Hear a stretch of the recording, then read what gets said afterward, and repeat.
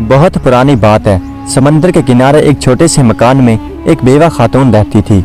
उसके साथ उसका एक छोटा सा बच्चा था। वो हर रोज समंदर के किनारे पर चली जाती और मच्छरों की गिरी पड़ी मछलियों को उठाकर ले आती।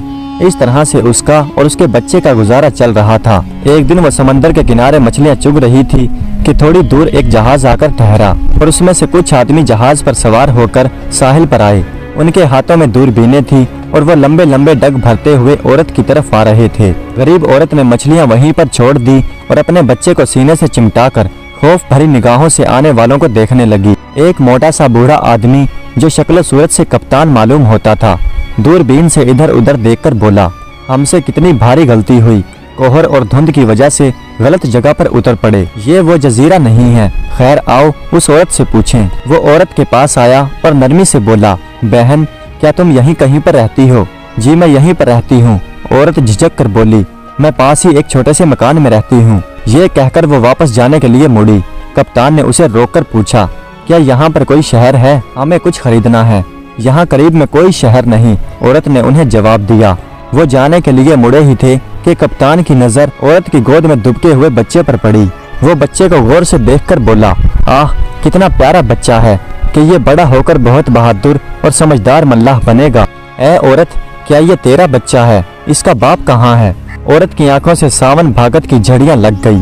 वो हिचकियां लेते हुए बोली, इसका बाप इसके पैदा होने से पहले ही मर गया। इतना कहकर वो जोर जोर से सिसकियां भरने लगी। बूढ़े कप्तान ने इस तरह से सर हिलाया जैसे उस पर बहुत असर हुआ है। वो बच्चे को फिर से गौर से देखकर बोलने लगा, गरीब औरत मुझे डर है कि अगर ये बच्चा तुम्हारे पास रहा तो ये वो नहीं बन सकेगा जो इसे बनना चाहिए। इसलिए अगर तू अपने बच्चे से सच्ची मोहब्बत करती है और तू चाहती है कि ये बड़ा होकर दुनिया में अपना नाम बनाए, इसे मुझे दे दे। मैं इसे अपने बच्चे की तरह पालूंगा। इसके बदले तू जितनी चाहे मुझसे दौलत ले सकती है। माँ ने अपने बच्चे को मोहब्बत भरी निगाहों से देखा और फिर अपने सीने से लगाकर बोली, नहीं नहीं, मैं अपने बच्चे को किसी कीमत पर नहीं दे सकती। दुनिया में सिर्फ यही मेरा सहारा है। मुझे मरना मंजूर है मगर इससे जुदा होना मंजूर नहीं। ये तुम्हारी गलती है। कप्तान बोला, जरा सोचो, अगर ये तुम्हारे पास रहा तो बड़ा होकर ज्यादा से ज्यादा एक मछेरा बनेगा, और अगर मेरे पास रहा तो मैं इसे एक ऐसा आदमी बना दूंगा जिसे देखकर तुम भी फक्र कर सको। औरत की आवाज पथरा गई। एक तरफ बच्चे की ममता और दूसरी तरफ उसकी राहत और आराम। उसकी शक्ल से मालूम होता है कि वो बड़ा मेहरबान और खुदा तरस इंसान है। उसने कप कपाते हाथों से बच्चे को कप्तान की गोद में दे दिया और कप्तान ने नोटों की एक घड़ी औरत के हाथ में थमा दी। कप्तान ने कहा, ये लो, ये तुम्हारे 10 साल का खर्चा है। मैं 10 साल के बाद इस बच्चे को तुम्हारे पास वापस लेकर जरूर आऊंगा। तुम किसी किस्म की फिक्र मत करना। ये कहकर वो जितनी तेजी से आया था उतनी तेजी से वापस चला गया। माँ बहुत देर तक किनारे पर खड़ी होकर हसरत भरी निगाहों से जाते हुए जहाज को देखती रही, और जब वो नजरों से ओझल हो गया तो आहिस्ता आहिस्ता से चलती हुई घर वापस आ गई। इस वाक़ये को 18-20 साल गुजर गए और वो नन्हा बच्चा एक लड़का और लड़के से एक नौजवान लड़का बन गया। बूढ़े कप्तान ने उस लड़के का नाम रशीद रखा। रशीद ने ये 18 साल उस जहाज पर ही गुजारे थे। उसे जमीन पर उतरना बहुत कम नसीब होता था। उसने जहाज ही पर अपना होश संभाला। कुछ तो उसकी दिलचस्पी और जहानत और कुछ बूढ़े कप्तान की तालीम। वो कम सनी ही में मल्लाह के तमाम गुर घाट से वाकिफ हो गया और उसने बहरी सफर के सारे कायदे कानून जहन नशीन कर लिए। बूढ़ा कप्तान उसकी बहादुरी और अक्लमंदी को देखता और दिल ही दिल में मुस्कुराता। अब वो खुद तो किसी कोने में बैठकर तमाकू पीता और नौजवान रशीद जहाजों की रखवाली करता। कभी कभी तो रशीद को अपनी माँ याद आ जाती। वो कप्तान से पूछता, अब्बा क्या मेरी कोई माँ नहीं थी? ये मत पूछो बेटा, कप्तान कहता, तुम्हारी माँ थी और बहुत नेक और बहुत समझदार और शरीफ औरत थी। फिर इतनी आहिस्ता कि रशीद कहीं सुन न ले, बड़बड़ा कर कहता, खुदा मालूम कि बेचारी किस हाल में होगी। 4 सालों से कोशिश कर रहा हूँ कि जाकर मिल आऊं, कोई न कोई रुकावट आकर खड़ी हो जाती है। खैर जिस जहाज पर रशीद काम कर रहा था वो एक बहुत बड़े ताजर का जहाज था। उस ताजर के पास उसके अलावा 6 जहाज और भी थे जिनके जरिए वो दुनिया भर में तजारत करता और खूब नफा कमाता। अब के रशीद का जहाज सामान बेचकर वापस आया तो बूढ़े ताजर ने कप्तान को अपने पास बुलाया और बोला, मेरे दोस्त, मेरी उम्र 80 साल है। मैंने जिंदगी में करोड़ों रुपया कमाया और अल्लाह का शुक्र है मेरे पास किसी चीज की कमी नहीं है। बस एक आरजू ऐसी है जो मैं मरते वक्त अपने दिल में साथ लेकर जाऊंगा, और वो है औलाद। खैर मेरी तकदीर, क्योंकि अब मैं बहुत बूढ़ा हो चुका हूँ और इसलिए सोचता हूँ कि अपने सारे माल दौलत का किसी नेक आदमी को वारिस बना दूं। तुमने मेरी बहुत खिदमत की है और मेरी नज़र में तुम्हारे सिवा मेरे माल दौलत का कोई भी मुस्तहक नहीं। अगरचे तुम भी बहुत बूढ़े हो और मेरी तरह तुम्हारी भी कोई औलाद नहीं है। कप्तान जल्दी से बोला, जनाब शायद आपको खबर नहीं कि मेरा एक लड़का है, 18 साल का गबरू जवान। मैंने उसे मल्लाही के सारे गुर बताकर एक होशियार मल्लाह बना दिया है और वो बड़े बड़े जहादीदा कप्तानों के कान कतरने लगा है। अच्छा, ताजर ताज्जुब से बोला, मगर तुमने हमें कभी नहीं बताया कि तुम्हारी कोई औलाद भी है। मेरे ख्याल से ये कोई ऐसी बात नहीं थी जो मैं आपको बताता, कप्तान ने जवाब दिया। मेरे निजी मामलात से आपको क्या दिलचस्पी हो सकती है? क्यों नहीं हो सकती, जरूर हो सकती है। ताजर बोला, तुम अपने लड़के को मेरे पास लेकर आओ। कप्तान खुशी खुशी से दौड़ा दौड़ा गया और रशीद को अपने हमरा लेकर सौदागर के पास पहुंच गया। बूढ़े सौदागर ने तारीखी नजरों से रशीद की तरफ देखा और बोला, खूब खूब नौजवान, क्या तुम मेरे साथ रहना पसंद करोगे? मैं अपनी सारी दौलत और जायदाद तुम्हारे नाम कर दूंगा, तुम मेरे बेटे कहलाओगे। रशीद थोड़ी देर सोचता रहा और फिर बोला, जनाब मैं सारी जिंदगी समंदर ही में रहा हूँ। समंदर की मौजों के थपेड़े खाकर ही मैंने होश संभाला। समंदर के खौफनाक पानियों में ही मैं पल बढ़कर जवान हुआ हूँ। इसलिए मुझे पानी से ही मोहब्बत है। क्योंकि अब आपकी मर्जी मुझे अपने साथ रखने की है, इसलिए मुझे कोई एतराज नहीं, मैं खुशी से आपकी खिदमत करूंगा। उस दिन से रशीद बूढ़े सौदागर के साथ रहने लगा और माल गोदामों का निगरान बना दिया गया। उसने थोड़े ही दिनों में अपनी अक्लमंदी और समझदारी से इतना अच्छा काम किया कि बिक्री बढ़ने लगी और इतने ताजर माल खरीदने के लिए आने लगे कि सबकी मांग पूरा करना दुश्वार हो गई। सारे गोदाम खाली पड़े थे और जहाज अभी माल लेकर नहीं आए थे। ये देखकर रशीद ने सौदागर से कहा, अगर आप इजाजत दें तो मैं खुद जहाज लेकर जाऊं और जितनी जल्दी हो सके माल लेकर वापस आऊं। अगर थोड़े और दिनों तक माल ना आया तो तजारत को खूब नुकसान पहुंचेगा। बूढ़ा दिल से तो नहीं चाहता था कि रशीद उसे छोड़कर जाए, मगर उसकी जिद को देखकर उसने उसे जाने की इजाजत दे दी। फिर रशीद अपने जहाजों को लेकर समंदर की लहरों और अपने सफर को चीरते हुए अपनी मंजिल की तरफ बढ़े जा रहे थे कि अचानक तूफान आ गया। तूफान इतना खौफनाक और तेज था कि समंदर की लहरें 30-30, 40-40 फुट तक उठने लगी और जहाज कागज की नाव की तरह डोलने लगा। बहादुर रशीद ने अपने हवास बचा रखे।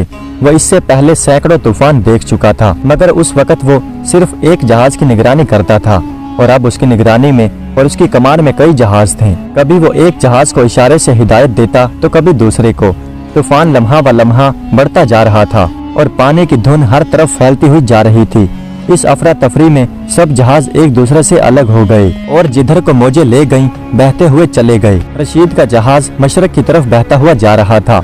उसने अपने जहाजों को आखिरी बार दूरबीन से देखने की कोशिश की, मगर उसे समंदर की लहरों के अलावा कुछ दिखाई नहीं दिया। रात भर उसका जहाज मौजों के रहमो करम पर चलता रहा। सुबह जब तूफान थमा तो एक जजीरा नजर आया। उसने मल्लाहों को वहाँ पर एक लंगर डालने का हुक्म दिया ताकि ये मालूम हो सके कि वो कहाँ है और उनकी मंजिल मकसूद उनसे कितने फासले पर है। जहाज किनारे पर थोड़ी दूर के फासले पर खड़ा कर दिया गया और रशीद 2-4 तजुर्बेकार मल्लाहों को लेकर किनारे पर उतरा। उसने देखा कि 2-4 आदमी एक बूढ़े आदमी की लाश को मार पीट रहे हैं। एक आदमी उसके सर पर जूते मार रहा है और दूसरा आदमी उसकी दाढ़ी और उसके बालों को नोच रहा है। रशीद को यह देखकर बहुत दुख हुआ। वो जल्दी से दौड़कर उनके पास पहुंचा और डांट कर बोला, इस लाश की क्यों बेहुरमती कर रहे हो? तुम्हें खुदा का खौफ नहीं? एक आदमी उसे बोला, तुम कौन होते हो हमारे काम में दखल देने वाले? ये हमारा कर्जदार है। कुछ साल पहले इसने 50 रुपये हमसे कर्ज लिया था और अब ये कर्ज दिए बगैर ही दुनिया से चला गया। अब इसलिए हम इसे मारकर अपना गुस्सा ठंडा कर रहे हैं। ये कहकर उन्होंने फिर उसे मारना पीटना शुरू कर दिया। ठहरो ठहरो, रशीद बोला, ये लो अपने 50 रुपये और इसे छोड़ दो। रशीद ने 50 रुपये अपनी जेब से निकालकर उनके आगे फेंक दिए और अपने साथियों की मदद से उस बूढ़े आदमी की लाश को एक गड्ढा खोदकर उसमें दफन कर दिया। ये अजीब मुल्क है, रशीद अपने साथियों से बोला, क्या इससे पहले तुम कभी यहाँ पर आए हो? मैं तो यहाँ कभी नहीं आया, एक मल्लाह बोला। सुना है मशरक की तरफ एक जजीरा है जिसका नाम जंगार है, क्या ये वही तो नहीं है? होगा, रशीद बेपरवाही से बोला और फिर आगे की तरफ बढ़ गया। कुछ देर चलने के बाद वो एक बस्ती में पहुंचे जहां एक मैदान में बहुत से लोग जमा थे और उनके बीच एक आग का बहुत बड़ा अलाव जल रहा था। अलाव के करीब एक बहुत खूबसूरत लड़की रस्सियों से बंधी हुई पड़ी थी। ऐसा मालूम होता था जैसे वो उसे आग में जलाने की तैयारी कर रहे हैं। रशीद भीड़ को चीरता हुआ आगे की तरफ बढ़ा और आगे जाकर बोला, ये क्या मामला है? तुम इस लड़की को क्यों आग में झोंक रहे हो? एक बूढ़ा आदमी आगे बढ़ा और गरज कर बोला, तुम ये पूछने वाले कौन हो? हमारे बादशाह का हुक्म है कि इस लड़की को जिंदा आग में जला दिया जाए। फिर एक और आदमी जो शक्ल से भला मानस मालूम होता था आगे की तरफ बढ़ा और कहने लगा, इस लड़की ने हमारे बादशाह से वादा किया था कि वो 1 महीने के बाद हमारे बादशाह से शादी कर लेगी, लेकिन ये अपने वादे से फिर गई। इसलिए बादशाह ने खफा होकर हुक्म दे दिया कि इसे और इसके सारे खानदान को आग में जला दिया जाए। इसके बाकी खानदान को तो कल ही जला दिया गया और आज इसकी बारी है। मगर तुम्हें क्या, तुम अपना रास्ता लो, ठहरो। रशीद ने अशरफियों से भरी हुई एक थैली निकालकर उस आदमी के हाथ पर रख दी। इसमें इतनी अशरफियां हैं कि तुम उम्र भर बैठकर खा सकते हो। ये अशरफियां रख लो और इस मजलूम औरत को छोड़ दो और बादशाह को कहना कि हमने उसे जला दिया। पहले तो उन्होंने आपस में सलाह मशवरा किया और फिर अशरफियां लेकर वहां से चले गए। लड़की ने शुक्रिया भरी नजरों से रशीद की तरफ देखा और फिर बोली, नौजवान, अगर तुम मेरी जान न बचाते तो मेरा भी वही हशर होता जो मेरे खानदान का हुआ। तुम यहाँ पर अजनबी मालूम होते हो, तुम कौन हो? रशीद ने उसे बताया कि वो एक जहाज का कप्तान है और कोयला लेकर मिस्र जा रहा है ताकि वहाँ से तजारती सामान खरीद कर लाए। कोयला? लड़की हैरत से बोली, इस मुल्क के लोग कोयले पर अपनी जान देते हैं और उसे बड़े शौक से खाते हैं। तुम उन्हें जितना कोयला दोगे वो तुम्हें उतना ही सोना देंगे। अच्छा? रशीद भुचक्का होकर बोला, हाँ। लड़की ने कहा, तुम ऐसा करो कि तुम शहर के सबसे बड़े ताजर के पास जाओ और उसे कहो कि मेरे पास कोयले से भरा एक जहाज है और मैं उसे फरोख्त करना चाहता हूँ। वो खुशी से राजी हो जाएगा और उसके बदले तुम्हें सोना दे देगा। मगर होशियारी और समझदारी का काम है। जैसे ही सौदा तय हो जाए और सोना तुम्हारे जहाज में पहुँच जाए तो तुम अपने जहाज का लंगर उठा देना और जितनी जल्दी हो सके यहाँ से निकल जाना। अगर जरा भी देर हुई तो ये वहशी लोग तुम्हें नहीं छोड़ेंगे। तुम पर हमला करके तुम्हारे जहाज और तुम्हारे सारे सामान पर कब्जा कर लेंगे। रशीद ने उस लड़की के हुक्म पर चलने का फैसला किया और शहर के सबसे बड़े ताजर के पास पहुंच गया। वो उससे बड़े अदब से पेश आया और जब रशीद ने उसे बताया कि वो जहाज भरकर कोयला लाया है तो वो खुशी से उछल पड़ा और बोला, क्या तुम उसे मुझे फरोख्त करना चाहते हो? मुंह मांगे दाम दूंगा। अगर सौदा आज ही तय हो जाए तो अच्छा है। रशीद ने उससे कोयले के बराबर सोना मांगा। सौदागर पहले तो हिचकिचाया मगर फिर राजी हो गया। सोना सुबह 6 बजे मेरे जहाज पर पहुंच जाए। रशीद ने सौदागर से कहा, मैं कोयला किनारे पर डालकर चला जाऊंगा। ये कहकर वो वापस लौट आया और लड़की बैठी उसका रास्ता देख रही थी। सारी गुफ्तगू सुनकर वो बोली, तुम अपने आदमियों को अभी से तैयार रहने के लिए हुक्म दे दो कि जैसे ही सोना जहाज में आए वो जहाज का लंगर उठा दें। अगर जरा भी देर हुई तो दुनिया की कोई ताकत तुम्हें नहीं बचा सकती। रशीद ने अपने सारे मल्लाहों को हुक्म दिया कि वो तैयार रहें कि जैसे ही इशारा मिले वो जहाज का लंगर उठा दें। वो रात आंखों ही आंखों में कट गई। सुबह होते ही वो सौदागर सोना गाड़ियों में भरकर वहां आ मौजूद हुआ। रशीद ने सारा कोयला किनारे पर पहले ही से उतार दिया था। जब सारा सोना उसके जहाज में आ गया, आवाज लगाने की देर थी कि जहाज चल पड़ा। थोड़ी दूर पहुंचकर रशीद ने दूरबीन से देखा कि चंद आदमी हाथों में लाठियां उठाए किनारे पर इधर उधर दौड़ रहे हैं। बूढ़ा कप्तान और सौदागर रशीद की गुमशुदगी से बड़े परेशान थे और उनके दोनों जहाज धक्के खा खूकर वापस वहां पर पहुंच चुके थे, मगर रशीद के जहाज का कुछ पता नहीं था। जब रशीद वहां पर अपना जहाज लेकर पहुंचा तो बूढ़ा सौदागर और कप्तान खुशी से फूले नहीं समाये और जब उन्हें ये मालूम हुआ कि वो अपने साथ लातादाद सोना लाया है तो उनकी खुशी का ठिकाना ना रहा। बूढ़ा सौदागर लड़की के साथ बेहद मोहब्बत और नरमी से पेश आया और उसकी खूब खिदमत मदारत की, लेकिन रशीद ने देखा कि वो चुप चुप और खामोश सी रहती है। आखिर रशीद ने एक दिन उससे पूछ ही लिया, वो बजाय इसके कि उसका जवाब देती, क्या तुम अब कहीं नहीं जाओगे? नहीं। रशीद हैरानी से बोला, क्यों? मैं इतने दिनों के बाद तो आया हूँ, अब आराम करना चाहता हूँ। लेकिन क्यों, तुम्हारा कुछ काम है? हाँ। लड़की सर झुका कर बोली, पहले तुमने अपने काम के लिए सफर किया था और अब मेरे काम के लिए सफर करोगे। बोलो, क्या तुम हंसपानिया जाओगे? रशीद हंस कर बोला, अगर तुम्हारा कोई काम है तो जरूर जाऊंगा। तुमने मेरे ऊपर वो एहसान किया है जो मैं जिंदगी भर नहीं भूल सकता। सबसे पहले तो तुम अपने जहाज में कुछ सामान भर लो और फिर अपने मालिक से कहो कि मैं तजारत के लिए हस्पानिया जाना चाहता हूँ। जब वो इजाजत दे दे तो फिर मेरे पास आना, मैं तुम्हें चंद बातें बताऊंगी। रशीद ने एक जहाज में थोड़ा कोयला भरा और फिर अपने मालिक से इजाजत लेकर लड़की के पास आकर बोला, अब बताओ क्या कहना चाहती हो? लड़की ने अलमारी में से एक उम्दा कोट निकाला और उसे देते हुए बोली, जब तुम हस्पानिया पहुंच जाओ तो इतवार के दिन ये कोट पहनकर शाही गिरजा घर जाना। वहाँ पादरी के मिंबर के करीब 3 कुर्सियाँ पड़ी होंगी, 2 सोने की और 1 चांदी की। तुम उस चांदी की कुर्सी पर बैठ जाना। ये 1 अंगूठी और 2 किताब और लो। अंगूठी को दाहिने हाथ की उंगली में पहन लेना और कुर्सी पर बैठकर ये किताब पढ़नी शुरू कर देना। अगर बादशाह या मलका तुमसे सवाल करे तो खामोशी से उठकर बाहर चले जाना और फिर इंतजार करना कि क्या होता है। रशीद ने लड़की की बातों को खूब जहन नशीन कर लिया और फिर जहाज में सवार होकर हस्पानिया की तरफ रवाना हो गया। 3 हफ्तों के बाद वो हस्पानिया पहुंचा और फिर वहां से बंदरगाह की तरफ रवाना हो गया और एक सराय में ठहरा। इतवार का दिन आया तो वो लड़की का दिया हुआ कोट पहनकर गिरजा घर पहुंचा। नमाज का वक्त हो चुका था और तमाम गिरजा घर नमाजियों और आदमियों से भरा हुआ था। रशीद बड़ी खुशी के साथ चलता हुआ उस कुर्सी पर जाकर बैठ गया।